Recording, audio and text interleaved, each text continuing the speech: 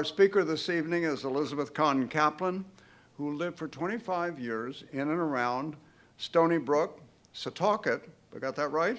Okay, and Oldfield in New York State, along Long Island Sound, where really one of, if not the best organized espionage group that General George Washington organized operated. She was director, and are you currently still executive education director? No, I stepped down to do more Stepped down to do lecturing, all right. But you were director of education for the Three Village Historical Society. And she is a historian, but she was determined to bring the story of the Culper spy ring to a wider audience. And so from 2010, she's been operating on a $20,000 matching grant from the New York Council for the Humanities to create what became an award-winning exhibit at the Three Village Historical Society. And I think this is your title of the exhibit, is Spies, How a Group of Long Island Patriots Helped George Washington Win the Revolution. Fair enough? Okay. Also, New York State University asked her to serve on a committee to purchase 2 letters, George Washington letters, which I think you're going to share with. I'll just note here, we also at the museum have a George Washington letter. It's our oldest artifact, and it is on view there. And that letter, in that letter actually, George Washington is setting up a spy ring and has a retainer that he advances to the individual setting it up. So Elizabeth Kaplan has bringing her subject, and this has been your primary subject, is the Culper spy ring throughout New York, and also speaking at the Summer Institute for Educators throughout the nation. So it is with great pleasure to have you here, and a subject very dear to our heart because we've tried so hard to bring home to students and teachers. We have many teachers here who come on their own and also in groups. We've tried to bring home how intelligence has figured so strongly in our history since the very beginning, and that's exactly where you take us. So we're delighted to have you here. Please help me welcome Elizabeth Kahn. So, talking about George Washington very quickly, who is going to be the leader of the spy ring. He is the primary intelligence figure in this country. How did you describe it, Peter? You just told me. The name is, he is the head of intelligence originally. Father, that was the term I missed, father of American intelligence. So these are 3 famous portraits, and the first one on the left, he was only 23 years old when this was painted. He was fighting for the British king in the uniform of a British soldier in a militia unit in Virginia. The central one, of course, is what he looked like during the Revolution. I don't know, I'm looking around this audience very carefully. I really don't think there's anybody old enough here to remember John Wayne. Does anybody remember John Wayne? Okay, he would be perfect casting for George Washington, right? Almost 6'4" tall, the best athlete and horseback rider in, certainly in Virginia, and possibly in the 13 colonies, because one had to ride a horse to lead an army. No jeep, no helicopters, nothing like that. And of course, the one on the right is the famous portrait by Gilbert Stuart that's on our dollar bills. This is at the end, this was painted at the end of his 2nd term. He was an old, tired man, and he didn't live much beyond 1795. He died in 1799. So do not think of our hero, George Washington, as either the first or the third portrait. Think of him in that central guise as John Wayne. But when he was only 23 years old, this is what he said. There is nothing more necessary than good intelligence to frustrate a designing enemy, and nothing requires greater pains to obtain. He knew that from day one in his military service. Without information, you are nothing. And the only way to get information was not to turn on the TV and see what CNN was doing, and it was not to telephone somebody and get an eyewitness account. No, you had to spy. Being a spy was a dishonorable profession in those days. Not today, Peter, not today. Very honorable today. But in those days, if you were a gentleman, you wouldn't use the term spy about yourself. It meant that you were somebody willing to lie, willing to look where you're not supposed to look, willing to read people's correspondence, willing to do all those things that an 18th century gentleman literally would not be caught dead doing. So you're going to learn that the spies here in our story never talked about what they did. And it was only in the 1930s that we really learned about it. They went to their graves pretty much, not telling their families what they had done during the Revolution. He was a spy master extraordinary. He loved it. He loved the nitty-gritty of spying. He wanted to know exactly what was going on in every part of the colonies, if he had to get spy to do it. And even though he had to worry with Congress, fight with Congress to get money for his soldiers, starving men, no uniforms, out of ammunition, trying to negotiate a deal with France to get help, he had a lot on his plate. He spent equally amount of time on his spying. And the letters that he wrote, many, many letters, prove how devoted he was to espionage. Now, of course, one of the cast of characters, I'm going to introduce all the characters to you. One of them is this man. And, of course, we all know he wasn't on our side, but when he became king at the age of 22, think of Prince William becoming king today. That's just about what King George was when he became king, a young man. He made a lot of mistakes, caused a revolution. But when he became king in 1760, everybody in the colonies cheered. They thought he would be a big improvement over his predecessor.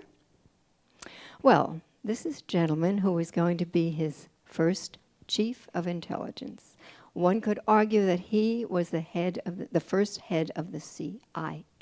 They didn't call it Central Intelligence Agency, but he was the chief of intelligence. He was a soldier on Washington's staff. A dragoon is like a cavalry horseback rider. He's a soldier who rides a horse, basically, and fights on a horse. So he was from Setauket, Long Island. That's where he'd been born. I'll show you where Setauket is. Here, if you know the East End, where everybody, all the wealthy people are summering right now, getting ready for barbecues. Montauk for fishing, and East Hampton for swimming and partying, and lots of beautiful beaches, Jones Beach. And you head west toward Manhattan through the 5 boroughs, Queens and New York, which is Manhattan right there.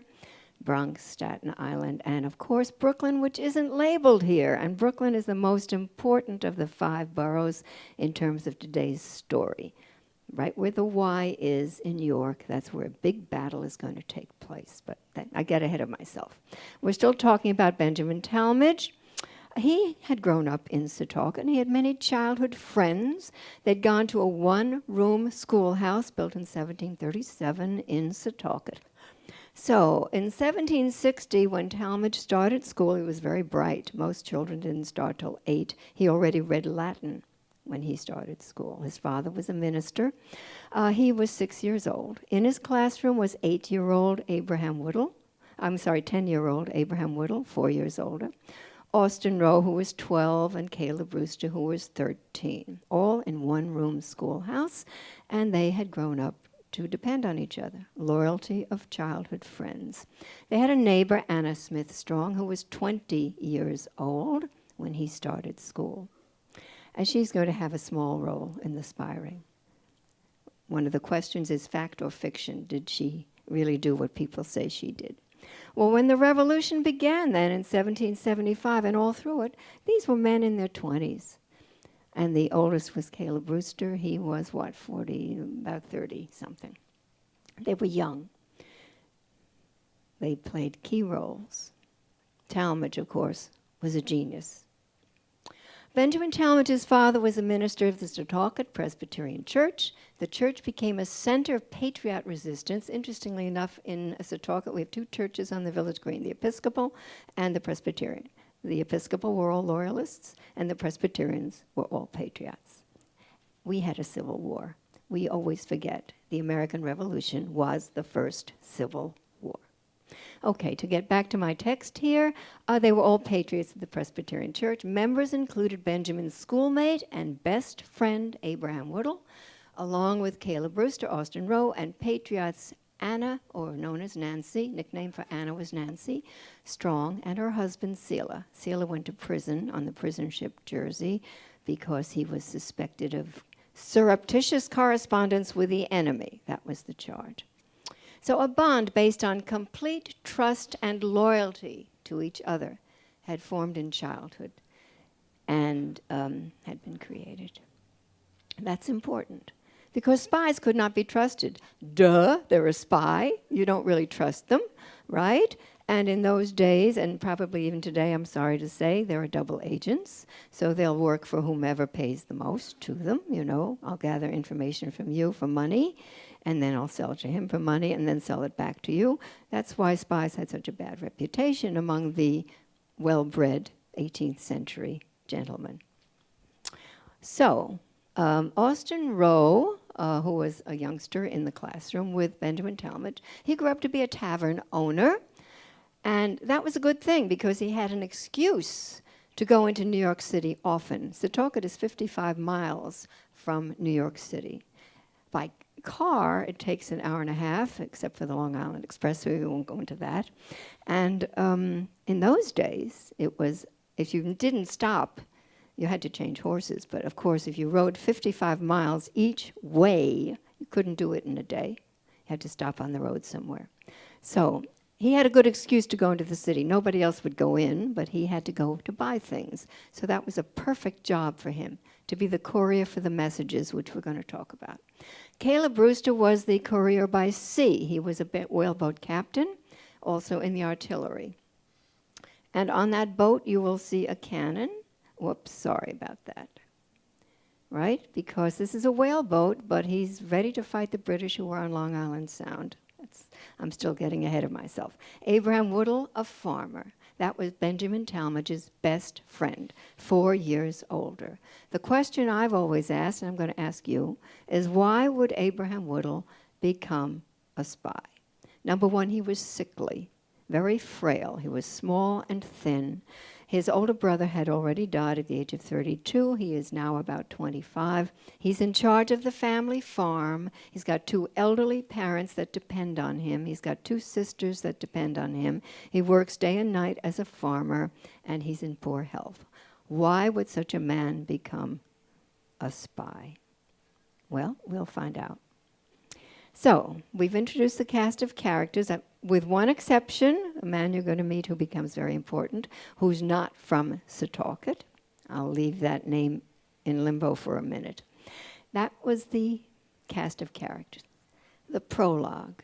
I'm going to run through the Revolution very quickly just to refresh your memories. Some of you are experts and could get up, sir. You could get up and teach about the American Revolution. Here's a high school teacher of how many years? John Welch. Certainly has a lot to teach us about the Revolution, but I'm going to go through it quickly. The Revolution, as you know, began in Massachusetts. The first shot heard around the world April 19th, 1775. As you will notice, the British Army is here in perfect formation, and in the foreground, of course, are the rebels, the militia from Massachusetts, who don't have uniforms. If they're lucky, they have a militia hat, and they're not exactly disciplined. Would you say that's fair to say? Yeah. Okay. 2 months later, after that first shot heard round the world, when the Americans shot at British soldiers, we have the Battle of Bunker Hill, which really took place at Breed's Hill, but we won't quibble. And the Americans would have won that battle, except they ran out of ammunition. And 500 British soldiers went home wounded on ships. And when the ship landed in London, King George, who was still in his youth, he was in his mid-30s. He said, "This has got to stop." And I'm sure all of us here are old enough to remember the first Iraq War and Donald Rumsfeld's comment, shock and awe. The first shock and awe was from King George III, who made up his mind to squelch this little revolution before it got out of hand. He couldn't stand the sight of what had happened to his redcoats, his well-trained soldiers, as they came home off the boats from Massachusetts. So he sent an army, of course, and we knew that was about to happen. After Bunker Hill, Congress said we need a commander-in-chief. They picked George Washington, of course, because who else was there? This was a man who didn't say much, but what he said you could believe completely. He was totally committed to the Patriot cause, felt strongly that we had to be independent of England. Of course, he looked like John Wayne. That helped, too. And he wore his uniform to Congress every day, the only one who did. So they picked him, and he reviewed his troops at Cambridge in Massachusetts, July. It's a year before the Declaration of Independence, a year before. And if you take a look at the soldiers, of course, the officers can afford to buy uniforms, but the ordinary men don't. And they come with their own guns from Massachusetts. We have a letter in the Three Village Historical Society archives from a local boy, 17 years old, begging his mother to provide him with a gun. The one he had taken from the farm didn't work right. We didn't have GIs, government issue, GI, government issue. Most soldiers wore what clothes they had, and they brought their own food sometimes, and they bought their own weapons. Okay, now we'll go back to Boston. The British first occupied Boston in 1774, 75, 76. They were out because George Washington, with the help of a fellow named Henry Knox, had cannon on Dorchester Heights, and he fired them down on the ships in the harbor, British ships. They had blockaded Boston. You may remember Boston was under blockade. And to get them out of there, he had the cannons up there, and there was an agreement, a gentleman's agreement. We won't fire on your ships, and you won't burn down Boston. The British said, we will leave without burning the city if you don't fire on us. Well, where did those ships go? Here's Boston. Immediately, the British sailed for Nova Scotia, Halifax, and St. John, because that was Canada, which they owned, right? So it's a safe harbor for them. So they all went to Canada. And of course, George Washington, being a good military strategist, not the best, he was a great leader. He was not a great general. I will repeat that. He was a great leader. He was not a great general. Every military man will agree with that statement. He made a lot of mistakes militarily, but his goal was always, his eye was on the prize, and he led us to victory. In any case, Washington knew that eventually the ships had to come back, and they wouldn't go to Boston. They would go to New York. Why? Because New York really controlled the influx in and out of the center with the Hudson River going north and south, and then the Mohawk River this way. So if you control New York, you could control the northern part of the state and the northern part of the colonies. A few months later in Philadelphia, remember this is now 1776, March 76, the British left to go to Canada. A few months later in Philadelphia, we know what happened, this famous painting by John Trumbull, who also drew that sketch of Benjamin Tallmadge that we just saw. This is not the signing of the Declaration. This is the presentation of the Declaration to Congress. And you probably know who the committee people are. Does anybody recognize this gentleman? Just call it out if you do. John Adams, right. And this gentleman you probably recognize? Thomas Jefferson, our hero here for the story of the Declaration. And this is Benjamin Franklin. And do you know who the other two are? Okay, most people don't. Robert Livingston from New York and Roger Sherman from Connecticut. They were on the committee, but actually Jefferson did most of the work. And now it's only June 28th. It's going to be 6 days of debate, more than, well, about 6 days, 4 days, really. So they have to decide, now what's going on?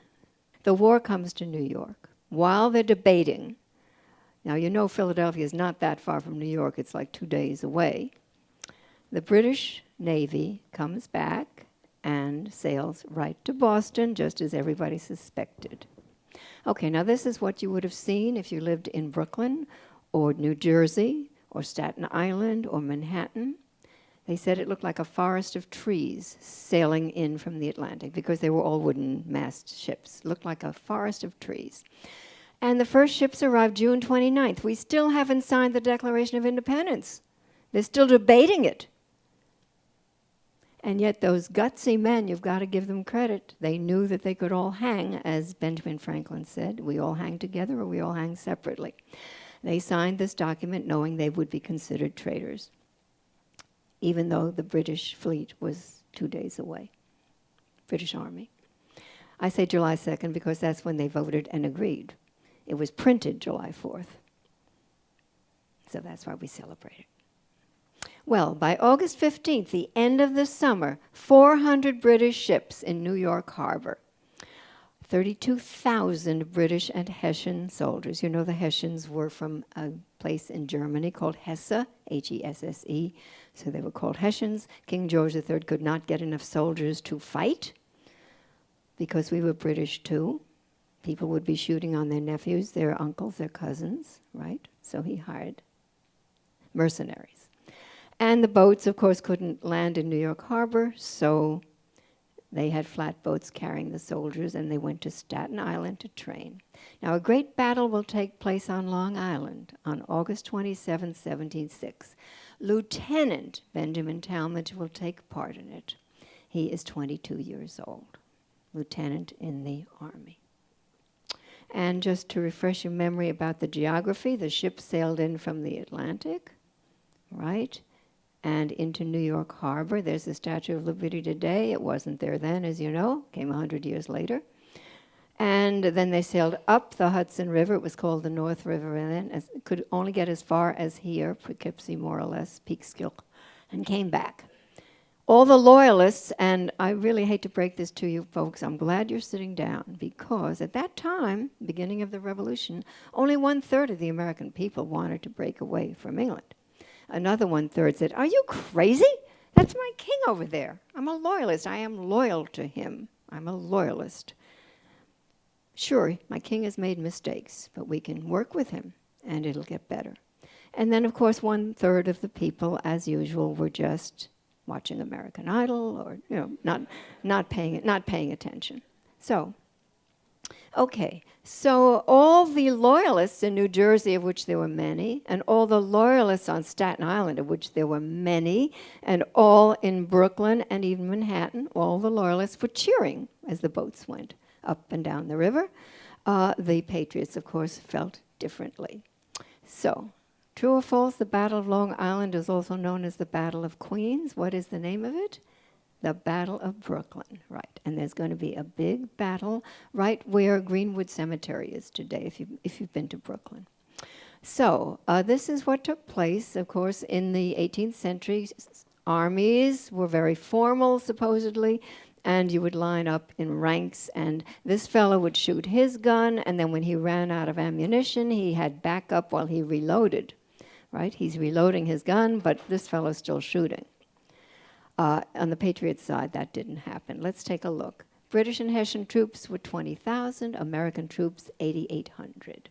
All soldiers have uniforms, muskets, bayonets, and cartridge boxes on the British side. On the American side, few soldiers have uniforms, bayonets, or cartridge. Remember, they brought their guns from home. You did not need a bayonet on a farm in Setauket. You brought a musket, that's all you had. The only people who had bayonets were officers. So they were outnumbered not only by manpower, but by technology. They are not well-trained, disciplined, and experienced. If you've read the great book by, David Hackett Fisher, get it. It's called Washington's Crossing. It's all about the year 76 that ends in December at Washington's Crossing. He describes the scene where George Washington had to break up fights, as you may know, between New Jersey men and Kentucky men, between Tennessee men and Maine men, etc. We were not a country. We were 13 separate colonies, and with our own likes and dislikes. So, Washington knew even before he left to go to the battle, which he didn't actually, he wasn't even there. he knew he was going to lose. He asked Congress, can we just leave New York? Let's just not fight there. I want to wait until I can get my army together and well-trained. Congress said, of course you can't abandon New York. You've got to stand up and fight. So he knew he was going to lose, and there's a picture, painting, 1860, of what the battle looked like. In the distance, we have the Marylanders and the Delaware units holding off the British Army, very brave, while the rest of them fled. It was a total rout. He got very lucky. We'll find out why in a minute. So General Washington had three choices. He could surrender his army to the British. He could tell his soldiers to fight to the last man, no matter how many were killed, wounded, or captured, and many were killed, wounded, or captured.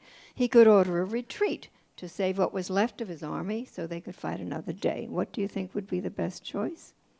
Number 3, and that's what he did, and he got very lucky. It rained as they never described it before. August 28th, 1776. And it rained so heavily that, of course, the war had to stop. The battle had to stop. You can't fire your guns in the rain. They're muskets with powder. And under cover of darkness and fog, he led his men to Plan B. Plan A was supposed to be to win the battle, which he knew he couldn't do. So Plan B was to get a retreat. And he's got his boats lined up in the East River, and they all escape under cover of darkness and fog, which muffles sound. And only 2 men were captured because they came back to loot the bodies, 2 Americans. Everybody else got to safety. The ones who were left, there were many dead left on the battlefield. So now he has to run away. There's no other way to put it. He is going to get as far away from the British as he can and not stand and fight, because he knows if he stands and fight, he's going to lose, because he doesn't have a well-trained army or a well-equipped army.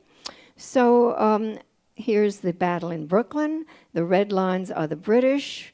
The blue are the Patriots. And there were only a couple of battles that they won. In White Plains, Captain Benjamin Tallmadge, he was a lieutenant in August. By the end of September, he's a captain. He fought bravely at the Battle of White Plains, and he gets across the river in boats provided by the Marblehead Mass whaleboatmen. Okay, General Washington now is out of New York. He needs spies very badly. He asks a volunteer to spy on the British. That was the only way he could know what the British were planning. And one brave young captain was eager to help. His name was Nathan Hale. How many have heard of Nathan Hale? Okay. He and Benjamin Tallmadge had been roommates and best friends at Yale University in Connecticut, graduating in 1773. They'd both become school teachers for a while. Now they were both captains in the Continental Army, led by George Washington.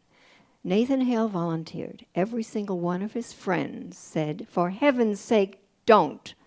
Being a spy is despicable. It's a dishonorable occupation. You will lose all credibility as a gentleman. Don't do it. Nathan Hale said, I want to help my general. So, he was based in Connecticut then. They rode him over at night to Huntington. Where's our people from Huntington? Yes, and there's a place called Hale Site where he landed. So, Cold Spring Harbor, Huntington's right around there, to the right of Cold Spring Harbor. So he was rowed across from Fairfield, Connecticut over there, left on his own, no cover house, no backup, and he was to make his way to New York City and make notes about military maneuvers of the British. Well, he did, and he wrote the material down and put it in his boots. And when he got as far as Flushing, New York, which is probably about there, in Queens today, he stopped at a tavern, and he was tricked by a man who was in disguise as a patriot. However you disguise yourself as a patriot. He was really working as a soldier for the British in a militia unit, British militia. And Nathan Hale, untrained, innocent, truthful, in other words, a terrible spy, he revealed all. He confessed, not confessed, he told that he was a patriot. He was immediately arrested, searched. They found the documents in his boots. He was taken immediately the next morning to Manhattan and was strung up on what is now about 66th Street and 3rd Avenue in Manhattan. It was an orchard there. He was supposed to have said, I regret that I have but one life to lose for my country. He did not say that. I'm sorry, but he did not say that. Those are lines from a famous play called Cato that he had studied in college. And the only document I could find when I curated the exhibit at the Long Island on the Spies at the Three Village Historical Society. Three Village Historical Society uses this image, and with it we have text that says the eyewitness account. There was an eyewitness, a British soldier, of course, who wrote what he said.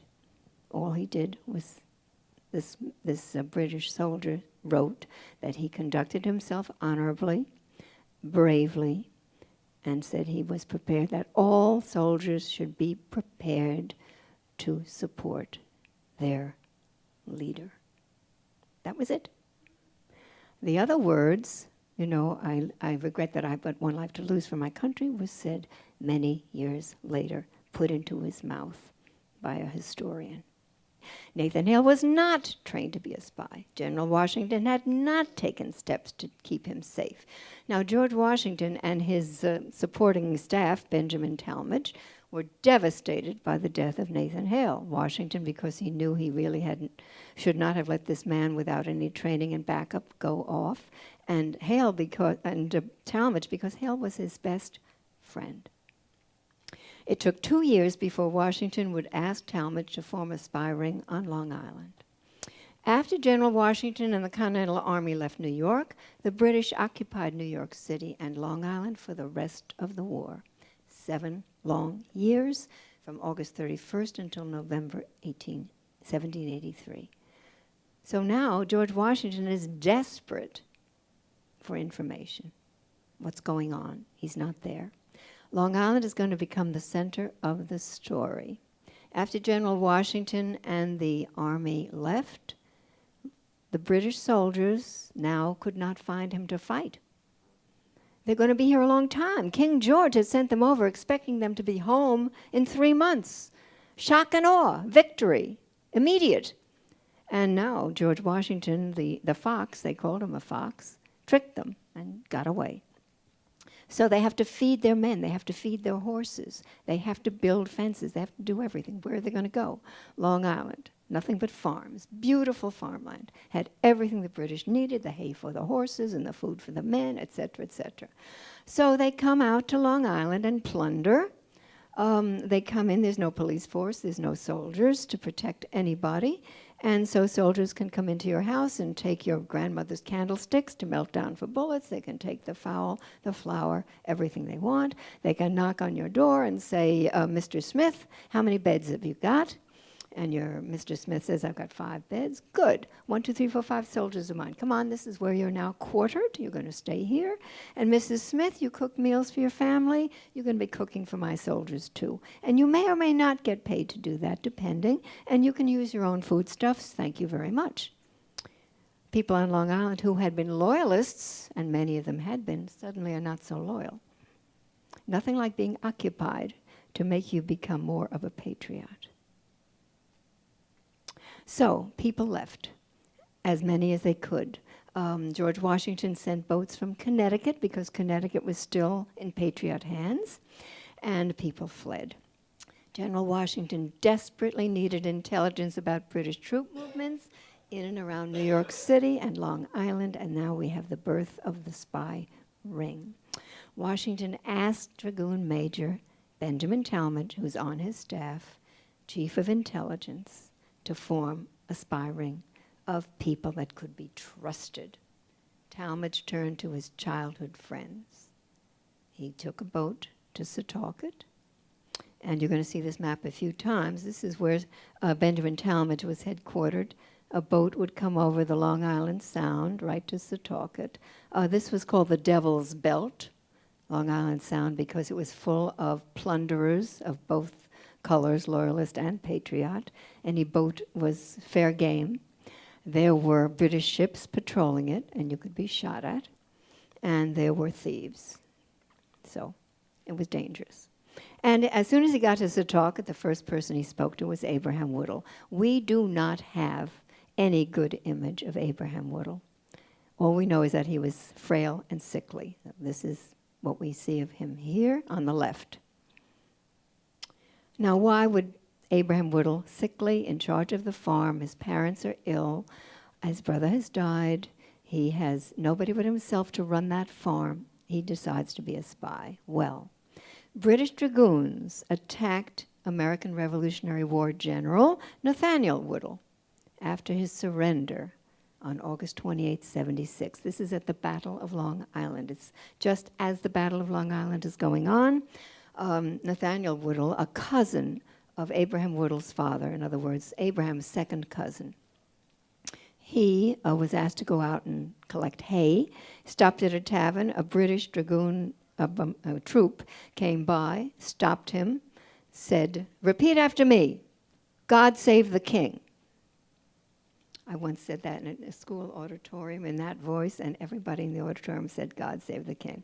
Because I said, "Repeat after me, God save the king," which is what the dragoon said, the British dragoon.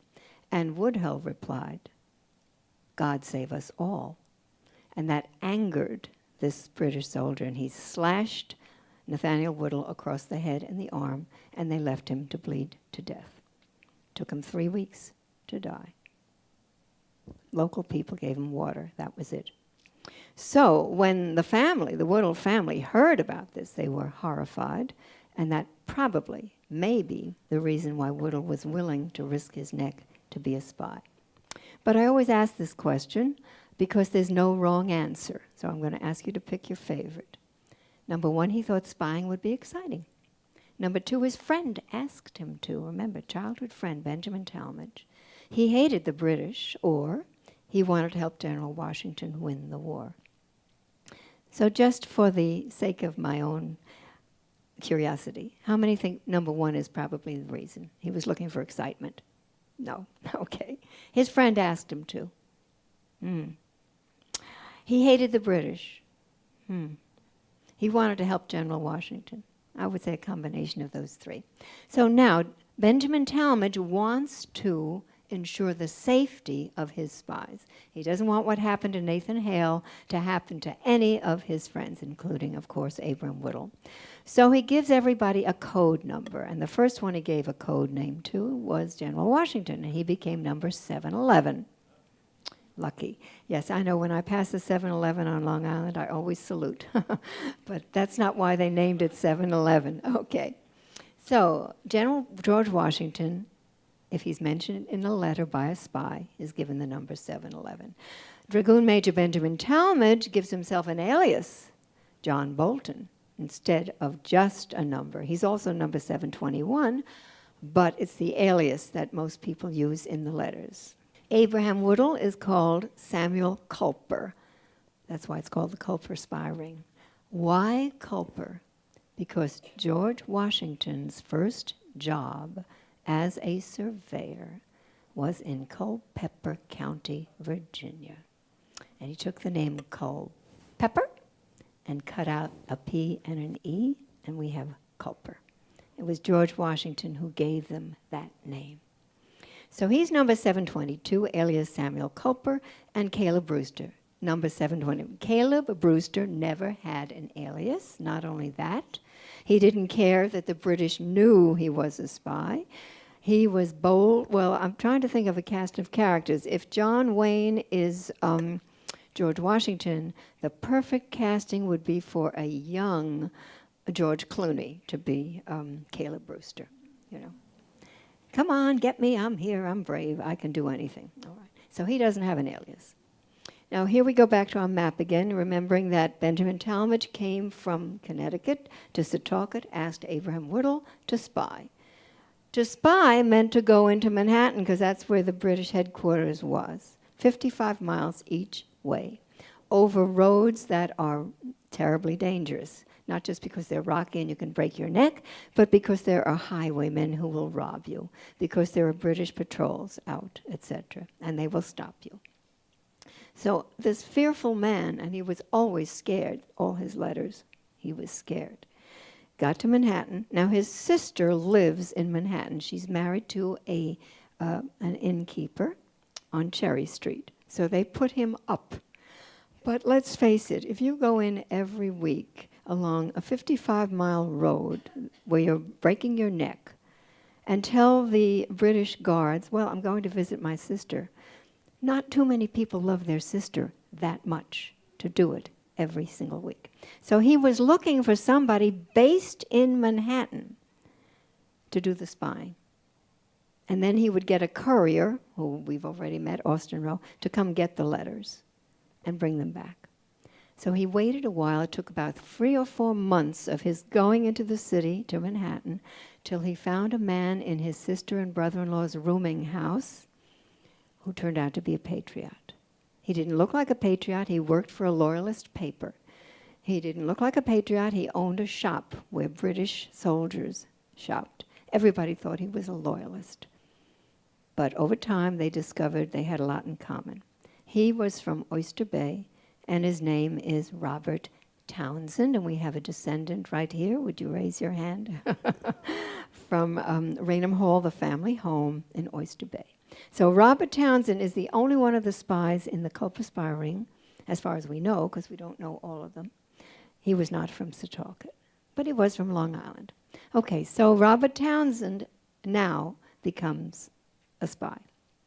He needs a name. I'll give you his name in a minute. This is where his the coffee house of James Rivington, where Robert Townsend would hang out, the shop and store and the house on Peck Slip. If you ever get a parking ticket in Manhattan, you go to Peck Slip to pay it. That is where it used to be, where Robert Townsend's shop was. And here's the East River. From Brooklyn, you take a ferry, and it was very easy for the courier to get on the ferry after coming from Setauket, go a few blocks to get messages, and go back. He's given the name Samuel Culper Jr., right? And a code number 723. So now Abraham Whittle has become Samuel Culper Sr., and Robert Townsend is Samuel Culper Jr. And sometimes they sign their letters Senior or Junior.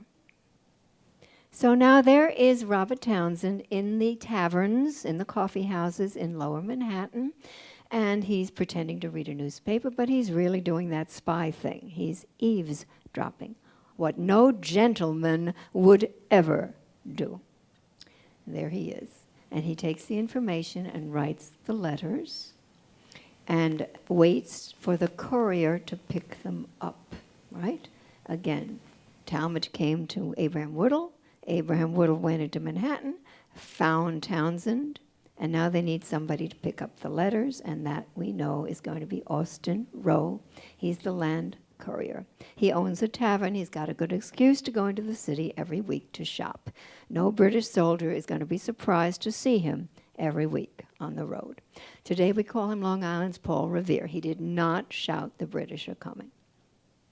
He has a code number, but not a code name. And then he takes those messages back on horseback, and he doesn't go up to Abraham Whittle's house and say, "Yoo-hoo, Abe, got a message for you." No, he goes to the field on his farm, Whittle's farm, and buries it in what's known as a dead drop. That's a box hidden somewhere where you leave messages. Now, in the land on Abraham Whittle's farm, a good distance from the house, at 4 a.m, when the British soldiers who are living in Abraham Whittle's house, in the next room, there are British soldiers asleep. He was scared out of his wits, but he did it. And that's one thing I really like to tell children. Being brave does not mean you're not scared. Being brave means you do it anyway. So he went out and got the letters, and now he has to wait for somebody to pick them up, to take them across Long Island Sound to Benjamin Tallmadge. And that man is Caleb Brewster. He was the oldest of the boys in the schoolroom, 13 years old when Tallmadge was 6, played by George Clooney in the movie that we're writing, of course. So he's a whaleboat captain, and he leads his men across to pick up the messages. And then where does he go? He hides in one of 6 possible coves. This is a map of Setauket. The Devil's Belt is Long Island Sound. And there are so many inlets there. You'll have to come visit. It's very pretty. And we have the Three Village Historical Society right there. See the exhibit. But Caleb Brewster would hide. Now, how did Abraham Whittle know where to bring the letters? That's always been a mystery. And a legend has arisen. Nancy Smith Strong, definitely a patriot, definitely a good friend of Abraham Whittle. He could see her house across Little Bay there. They were practically neighbors. How old does she look in this drawing? Just call out, how old do you think she was? Yeah. At the time we're speaking of, she was 40 with 6 children. Okay, so much for the legend. Now, the legend is that somehow Caleb Brewster would let her know which cove he was in. Remember, there were 6. She would put her laundry out on her laundry line in front of the eyes of British soldiers because the British soldiers were living in her house. She had vacated her the manor house, the big house, and was living in actually what was a slave cottage on her property. And she would string her laundry line. If she hung a black petticoat, it meant that Caleb Brewster was nearby, because most women in those days, I didn't know this, most women wore red petticoats. Who knew? Red petticoats. But she would hang a black one. And then the number of white handkerchiefs said which cove he was in. So if she hung 5 white handkerchiefs, he was hiding out in cove number 5, which, as we saw on the map, was one of these. This is Drowned Meadow, number 5. He'd be there. So it was a perfectly ingenious system. There's only one little problem. We really don't know if it's true, because as historians, if we can't document it in some way with a diary entry, a letter, a first-person account somehow, we don't know if it's true. Plus, the story did not surface. Remember, they never talked about themselves. Anna Smith Strong went to her grave not mentioning it, no matter what. She died in 1815. By then, it would be perfectly safe to say that she had been a spy. In 1937, I think it was, a historian on Long Island, Morton Pennypacker, wrote about that legend. We don't know if it's true. Tons of school children are crying because it may not be true, because there are so many books about her. Maybe it's true.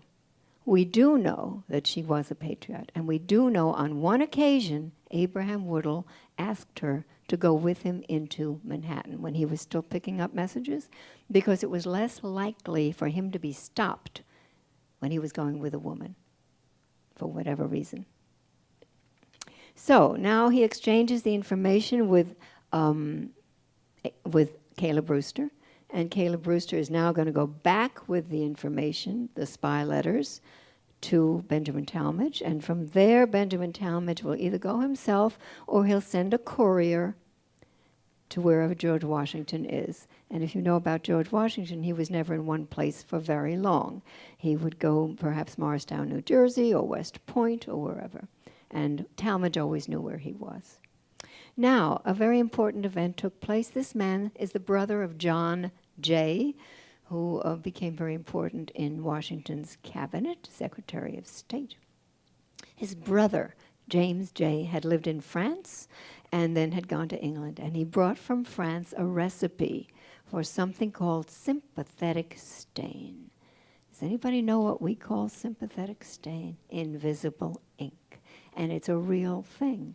You write with this recipe, and then it vanishes, and then you can get it back by putting a reagent over it, what they called a reagent. There was a recipe for that.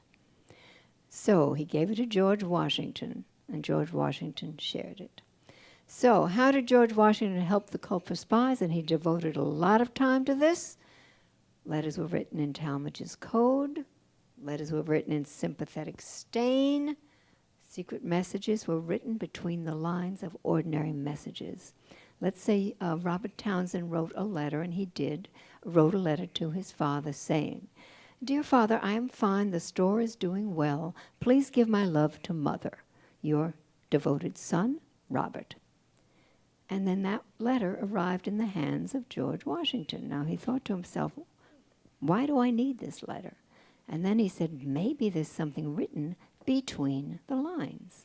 In invisible ink, Robert Townsend had written a message that the British were about to attack White Plains in invisible ink.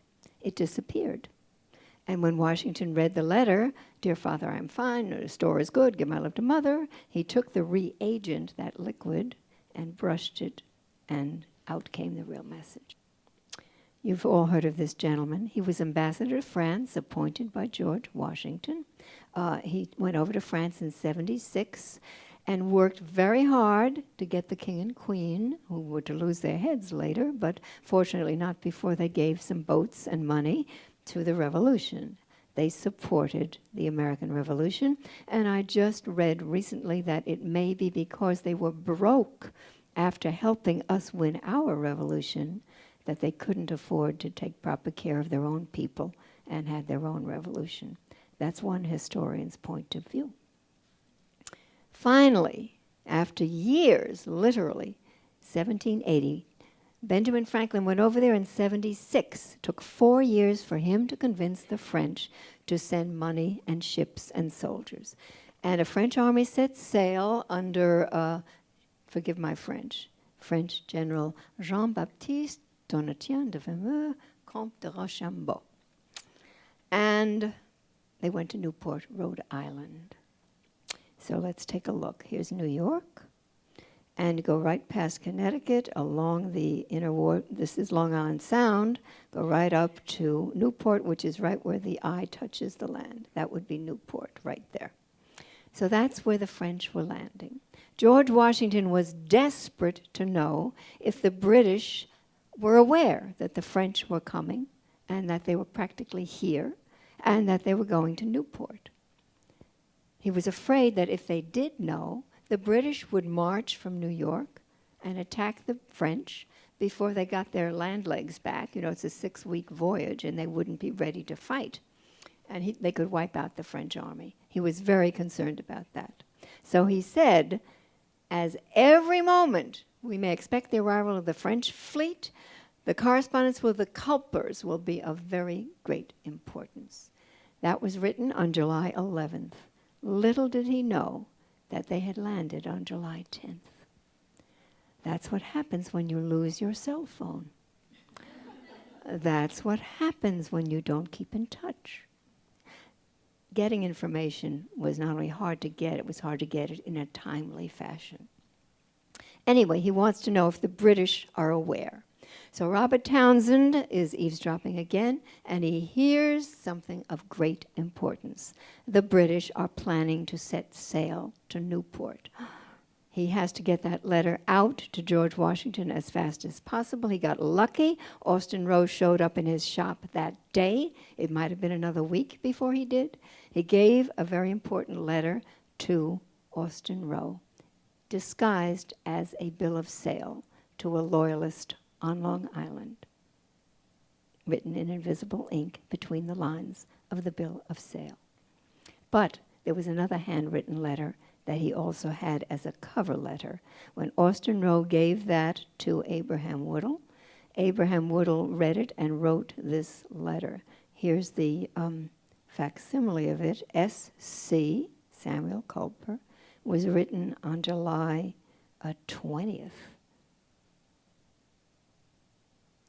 Sir, the enclosed requires your immediate departure this day. By all means, let not an hour pass, for this day must not be lost. You have news of the greatest consequence, perhaps, that ever happened to your country. John Bolton, whom we know is Benjamin Tallmadge, John Bolton must order your return when he thinks proper.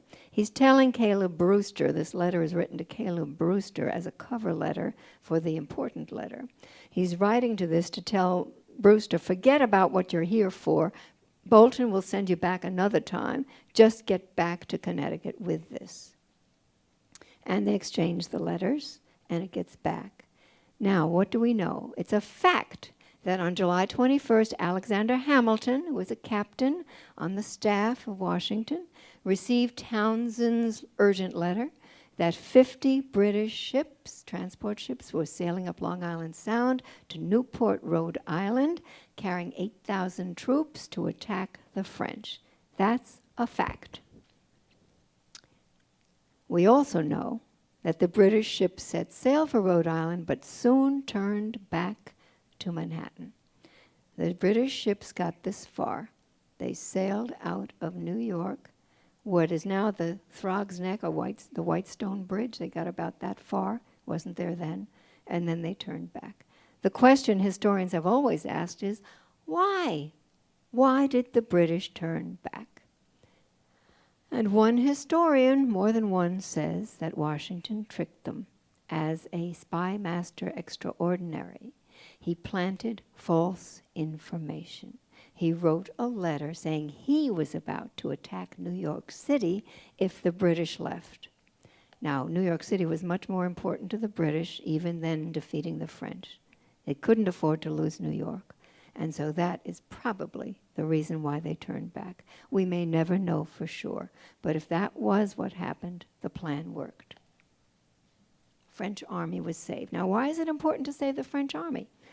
Because a year later at Yorktown, which I'm sure you've all heard of, it was the French, first their navy, defeating the British Navy off the coast of Virginia, the Battle of the Virginia Capes, called the most important naval victory of the 18th century, where the British fleet was knocked for a loop by the French fleet.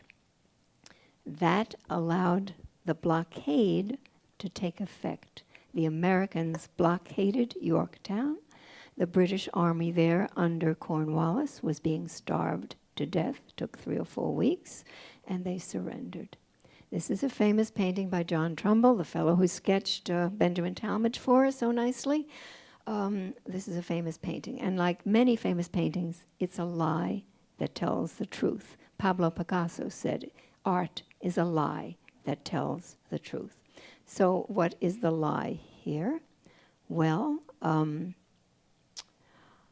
George Washington magnanimously did not hold out his hand to the soldiers. The troops did line up perfectly, French and Americans on one side, while on opposite sides, while the British marched in between, laying down their guns. And this is the music that they played. I won't sing it for you. Here's the lyrics.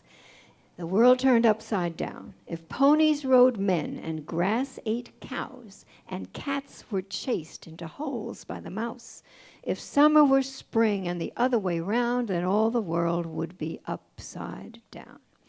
The British could not figure out how they managed to lose the war. That was the world turned upside down.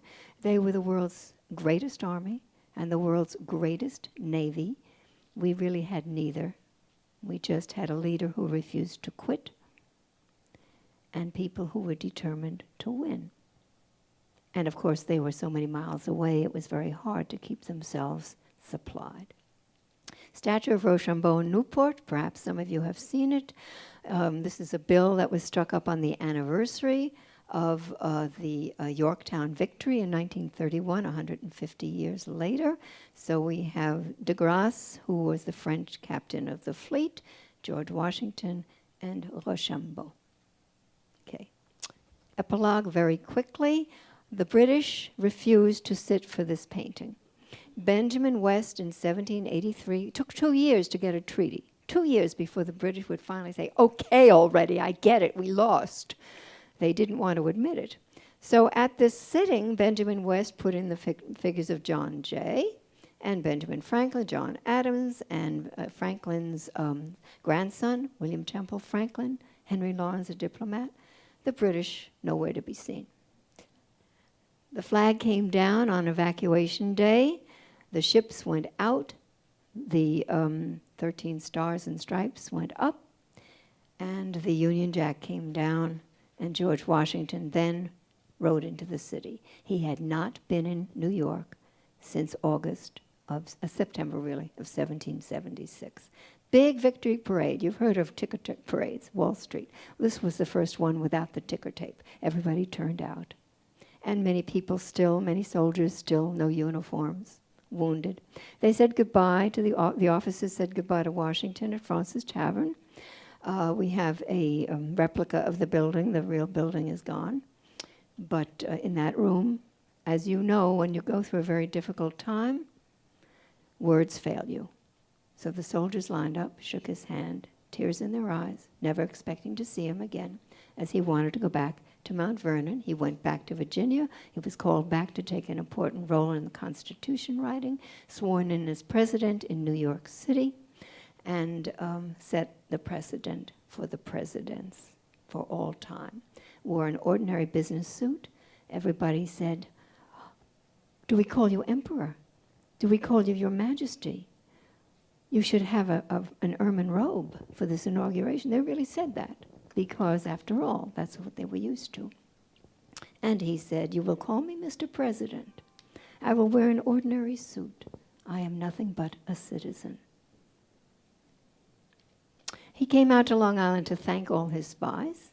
The year he was elected in 1789, in the spring of 1790, he came and visited. Where you hear about George Washington slept here, he really did, all over Long Island. We've had reenactments, of course. That's a drawing of the original coach that he traveled in. Now, what happened to General Washington's spies? Well, we can talk about Benjamin Tallmadge at great length. Here's a painting that was done of him and his wife. Well, this is of his wife. He married the daughter of a signer of the Declaration of Independence. He married the daughter of William Floyd from Mastic, Long Island. This is a famous picture by a famous artist, Ralph Earl. And this is his painting by Ezra James. He was a congressman for 8 terms, 16 years, Litchfield, Connecticut. After the Revolution, he moved to Connecticut with his bride from Long Island and lived there and died there, and he's buried there. So he's a success story. What about Abraham Whittle? He was a farmer, yes. He married, had a few children, became a judge of the county court of appeals. So he was a very well-respected citizen, led a quiet life, basically. Austin Rowe opened another tavern. He had the one in Setauket, and he opened one farther south in Patchogue. He's buried in Patchogue. Successful businessman. What about Caleb Brewster? He became a blacksmith, and then in Connecticut, and then became a businessman too. Married and lived in Connecticut. He's buried there. What about Robert Townsend? The only sad story. He never married. He lived at Raynham Hall with his sister, also unmarried, and according to most reports, was a very melancholy person. But he had done his part for the revolution, for sure. So, on that cheerful note, I will say, I thank you for your attention. Thank you.